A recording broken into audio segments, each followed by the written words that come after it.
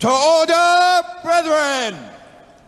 To order, brethren, to receive the most worshipful profound master.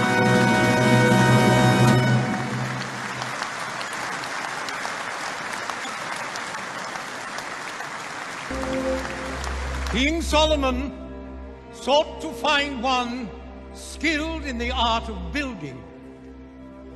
He sent for Hiram and brought him up out of Tyre. And so the architect drew designs for the construction of a building. Never more splendid an edifice was fashioned than the temple Hiram wrought for the Lord. This skill to give effect to vision became operative masonry. Over time, thinking men became drawn to the idea of applying these tools to their morals, that they should lead better lives, following the will of the great architect. Speculative masonry was born. Great men and great ideas found fertile land, and their beliefs spread across the world. They used tools to measure their actions by the rule of rectitude. They squared their conduct by the principles of morality. They compassed their thoughts by propriety. And thus men built temples within their hearts. These edifices, models, and ideals are as relevant today as they were in ancient times. Let us resolve to keep them so. Medieval stonemasons met in lodges, where they drew moral lessons from the tools of their craft. Their legends recall that the art of masonry was first taught by Euclid, and that in England, 100 years before the time of William the Conqueror, a great assembly of masons met at York under Prince Edwin, where they drew up a historic code for the guidance of the craft. In truth, no one knows precisely how philosophical or speculative Freemasonry grew out of the stonemasons' ancient guilds. But by the time of William Shakespeare, gentlemen, and not just working stonemasons, were meeting regularly in masons' lodges to practice the craft. In the early 1600s, Sir Robert Moray, the driving force behind the Royal Society, was initiated into Freemasonry at Newcastle upon Tyne. Soon after, Elias Ashmole, famous as founder of the great Ashmolean Museum, was initiated into Freemasonry at Warrington. Freemasons continued to meet and initiate new members throughout the period of the Civil War, Commonwealth, and Restoration.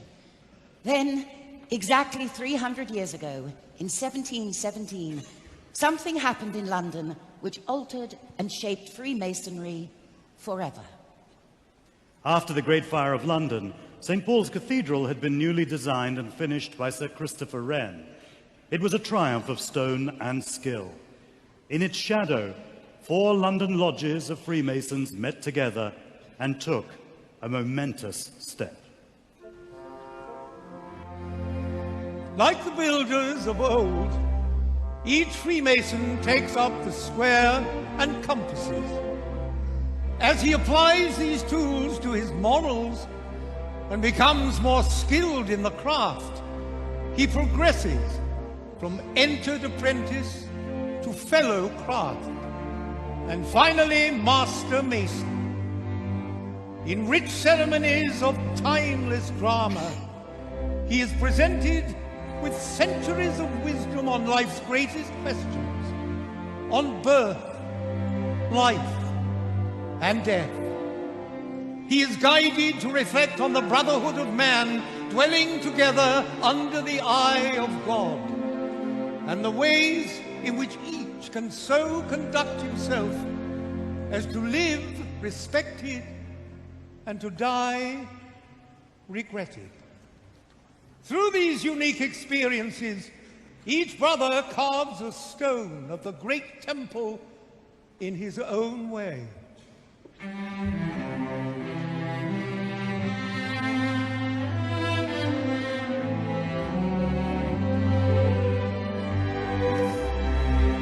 I hold It's self-evident, Brother Franklin. All men are created equal. Indeed, Brother Washington. All Freemasons meet as equals, and we have an opportunity to create a nation in the very essence of Masonic morality. With freedom and tolerance of all religions and moralities that no government can oppress. You know, I think it would be a great idea if we wore our Masonic regalia when we're putting in place the foundation stone for the Capitol building. Freedom of speech, too, and the press, the right to peaceful assembly, and... Did you say regalia? Yes. Well, it would be wonderfully symbolic, don't you think? You'll be wanting to put the all-seeing eye on our banknotes next. You think I'm taking it a bit far? Please don't ask me questions like that, Brother Franklin. You know I cannot tell a lie. Oh, come on, Brother Washington. Everybody lies occasionally, surely. Especially politicians. Not me. Not even so much as an alternative fact. But we must all be aware of fake news. But people must be free to think what they like as well. We can have no thought police in our new society. I couldn't agree with you more. Without freedom of thought, there can be, well, no such thing as wisdom. You know, I do agree with you, though. The foundation stone of our new nation built on all those principles that we hold dear. Perfect in its parts and honorable to the builder. And the plans for our new capital city already have a very Masonic feel to them. Yeah. You know, I still don't think Potomac City has enough of a ring to it, though, somehow. Have you given any thought to a name, Brother Washington? I'm still working on that one. Good evening, Brother George. Well, hello, Brother Hiram. Brother Benjamin. And who's your friend? Oh, this is Mr. Aveney, our candidate for initiation into the order. I'm giving him a little introduction into some of our mysteries. Good evening, gentlemen. Oh, hey, what a privilege to be shown round by Hiram himself. Yes, I'm learning a great deal. And these two gentlemen are founding an entire nation built on our principles. There we have great promises for our new nation. You know, I wonder if other presidents after me will also be Freemasons. Well, of course. I mean, Oh, well, I just sort of assumed. I'm afraid not, Ben. But many will be.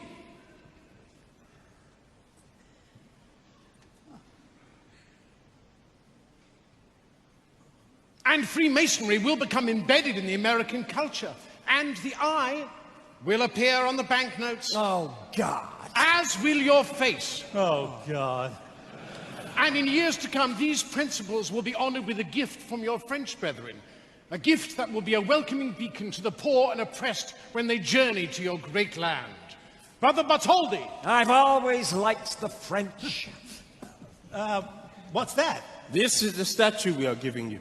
It's a bit small, isn't it? Oh, this is a maquette. The real thing is bigger. Much, much bigger. I call her Liberty Enlightening the World. Catchy. I like her. I love her. Liberty's what we're all about. And life. And life. Life and liberty's what we're all about. And the pursuit of happiness. Well, of course, the pursuit of happiness. The pursuit of happiness goes without saying. Life, liberty, and the pursuit of happiness. Forgive me for being naive, but if the people spend all their time pursuing happiness, how on earth can they expect to build a successful nation? Well, how about life, liberty, labor, and the pursuit of happiness? Labor is just as important as refreshment. It's the rule of three, Brother Benjamin. Believe me, life, liberty, and the pursuit of happiness will play much better. Faith, hope, and charity. Beauty, truth, strength. I'm afraid he's right, but as a nation, you will labor hard. You will labor very hard indeed, and you will play hard. America will produce a great many great Americans from many different walks of life and many different fields, and many will be Masons. Sportsmen, actors, writers, soldiers, filmmakers, businessmen, inventors, astronauts. What on earth is an astronaut? No, they're not. I don't follow. Well, they're not on Earth, they're in space.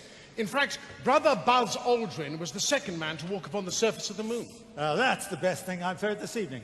What, that a Mason walked on the moon? Nope, that he was the second man to walk on the moon. See, I told you, people don't always remember who the first person was to do something. Man on the moon. Amazing. But don't forget the musicians. Do not forget the musicians. How could we forget music? With its strong bonds of camaraderie, Freemasonry naturally traveled the long, dusty roads of Great Britain's influence, west to the United States and Canada, south to Africa, and east to India and the Far East. Across the globe, English-speaking lodges became a feature of 18th and 19th century life. Many larger cities had their own lodges, where the nationalities mixed freely. The British Army had travelling lodges that moved with regiments. Many people discovered Freemasonry far from Britain. Nobel Prize-winning author, Brother Rudyard Kipling, finding himself in Lahore as a young newspaperman, was made a Freemason in the Lodge of Hope and Perseverance, 782 English Constitution. Here, he met with Freemasons who were Muslims, Hindus, Sikhs, members of the Arya and Brahmo Samaj, and a Jewish tiler who was a priest and butcher to his little community in the city. As the globe embraced Freemasonry, enlightenment came, not just to the initiate, but to the world. I can tell you that there are many others who feel that they are the most important elements of Freemasonry. Important, perhaps. And I have a little list. As someday it may happen that a victim must be found, I've got a little list. I've got a little list of Masonic bores and irritants who always hang around and who never would be missed. They never would be missed. There's the treasurer whose attitude is constantly irate. The secretary whose summonses are always sent out late. The seeker of promotion who's a sycophantic prat. All persons who in shaking hands shake hands with you well, like that. And the masters who on reading all their rituals insist, they none of them be missed. They none of them be missed. Who has no grasp of masonry and what it signifies, he never would be missed. He never would be missed. Then the brethren with far too many jewels on their breast, or those who do not care about the poor or the distressed, and the arrogant initiate who thinks he knows it all because he did a guided tour around Freemasons' Hall. And that irritating brother, the word perfect ritualist, I don't think he'd be missed. I'm sure he'd not be missed. He's got them on the list. He's got them on the list. And they none of them be missed. They none of them missed. Anybody feeling left out? Don't worry, there's another verse. There's the visiting grand officer and other senior ranks, the aspiring humorist, I've got him on the list, whose speeches last for hours when he could have just said thanks. They'd none of them be missed. They'd none of them be missed. There's the ones who sidle up to you when you are at the bar, but never buy a drink themselves or offer a cigar. All self-important, pompous types who think they're far too grand, and brethren who drink so much that they can barely stand. But it really doesn't matter whom you put upon the list, for they none of them be missed. Freemasonry asks its members to unite in being happy and communicating happiness.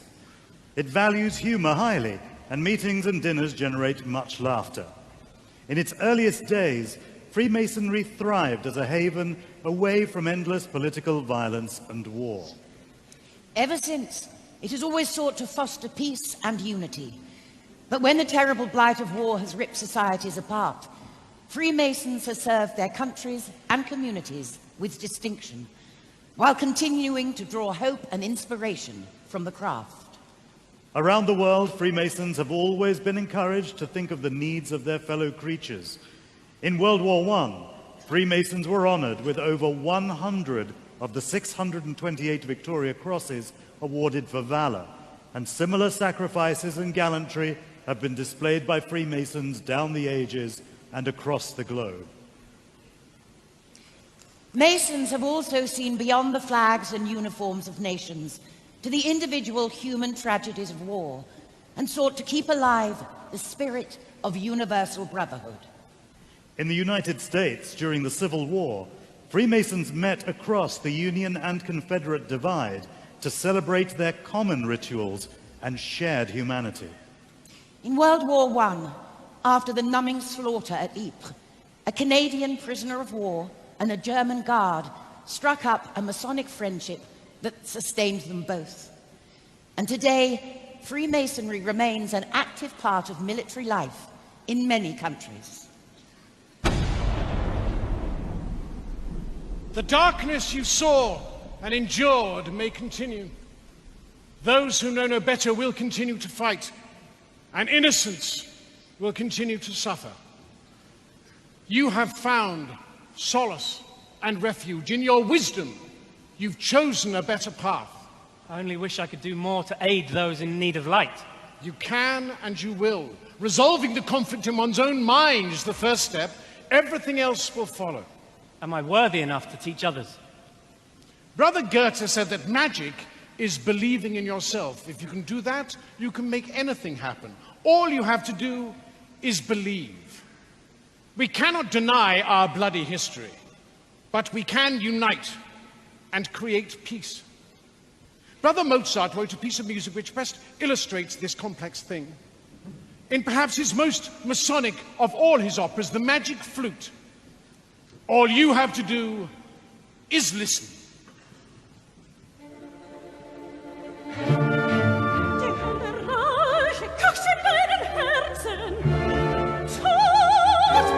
It is with the warmest fraternal greetings and pleasure that I welcome you all here today to celebrate this special anniversary, the tercentenary of the founding of the Premier Grand Lodge in London. I had the pleasure of meeting 136 Grand Masters visiting from overseas at Freemasons Hall yesterday. Today, though, we are a meeting of more than 4,000, gathered from all around the world, from our own Constitution and beyond. Freemasonry, as we have seen today, has inspired countless truly great men and historical figures throughout the ages. But it has also found a treasured place in the lives of millions of ordinary men, encouraging a love of tolerance, freedom, the dignity of mankind, and an understanding of their place in the universe under God. These men work quietly and diligently in their communities today, allowing the light of brotherly love and charity to shine from them, demonstrating to the world the beneficial effects of our ancient history. Every Mason knows how important the symbolism of light has always been in his ritual. In their many ways, Freemasons have spent the last 300 years spreading their light. And the light of Freemasonry's values of tolerance, self-improvement, and service to others. Most worshipful Grand Master, I humbly ask you to complete the initiation of this worthy candidate for Freemasonry.